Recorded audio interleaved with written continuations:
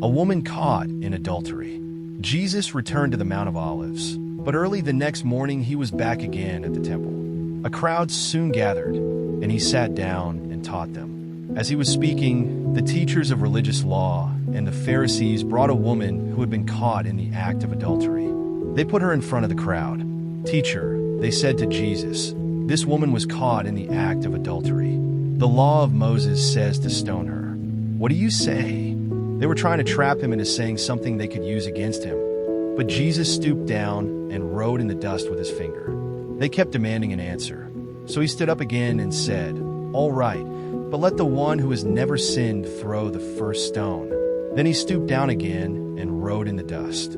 When the accusers heard this, they slipped away one by one, beginning with the oldest, until only Jesus was left in the middle of the crowd with the woman. Then Jesus stood up again and said to the woman, "Where are your accusers? Didn't even one of them condemn you?" "No, Lord," she said. And Jesus said, "Neither do I. Go and sin no more."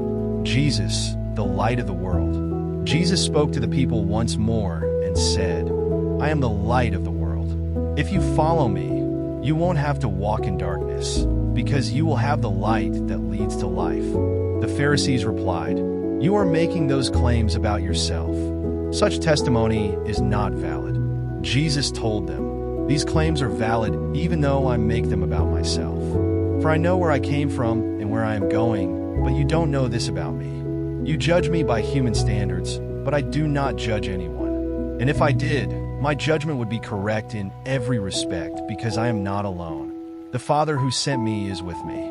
Your own law says that if two people agree about something, their witness is accepted as fact. I am one witness, and my Father who sent me is the other." "Where is your Father?" they asked. Jesus answered, "Since you don't know who I am, you don't know who my Father is. If you knew me, you would also know my Father." Jesus made these statements while he was teaching in the section of the temple known as the treasury. But he was not arrested because his time had not yet come. The unbelieving people warned. Later Jesus said to them again, "I am going away. You will search for me, but will die in your sin. You cannot come where I am going." The people asked, "Is he planning to commit suicide?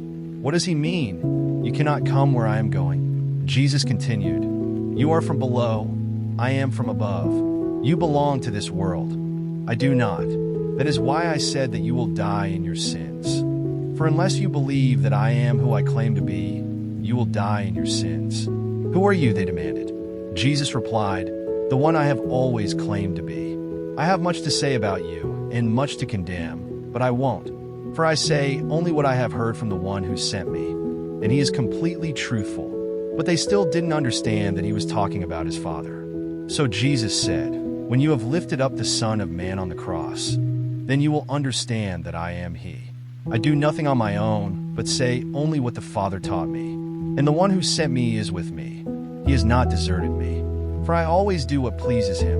Then many who heard him say these things believed in him. Jesus and Abraham. Jesus said to the people who believed in him, "You are truly my disciples if you remain faithful to my teachings. And you will know the truth, and the truth will set you free." "But we are descendants of Abraham," they said. "We have never been slaves to anyone. What do you mean? You will be set free?" Jesus replied, "I tell you the truth. Everyone who sins is a slave of sin. A slave is not a permanent member of the family, but a son is part of the family forever. So if the Son sets you free, you are truly free. Yes, I realize that you are descendants of Abraham, and yet some of you are trying to kill me because there's no room in your hearts for my message. I'm telling you what I saw when I was with my father. But you are following the advice of your father."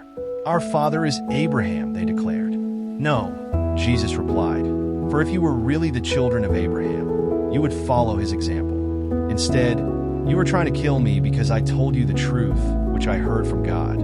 Abraham never did such a thing. No, you are imitating your real father." They replied, "We aren't illegitimate children.